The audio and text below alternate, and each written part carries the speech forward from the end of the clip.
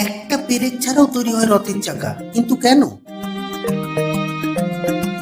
উড়িষ্যার পুরীতে শ্রী জগন্নাথ, বলরাম এবং সুভদ্রার জন্য তিনটি বিশাল রথ তৈরি হয় সম্পূর্ণ নতুন কাঠ দিয়ে।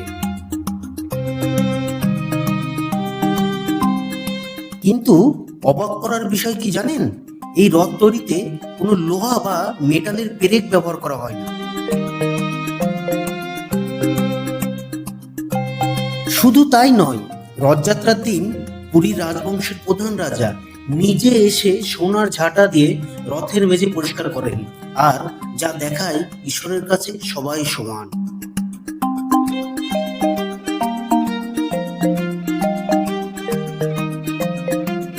আসলে এই রথযাত্রা হলো ভগবান শ্রীকৃষ্ণ, তার বোন সুভদ্রা এবং দাদা বলরামকে নিয়ে মাসির বাড়ি অর্থাৎ গুন্ডিচা মন্দিরে বেড়াতে যাওয়ার উৎসব।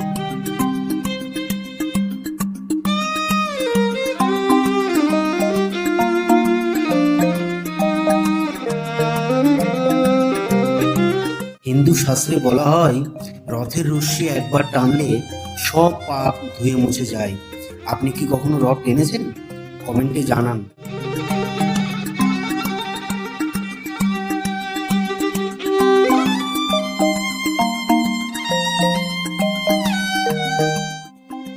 আর এমন অনেক তথ্যের জন্য চ্যানেলটি সাবস্ক্রাইব করুন।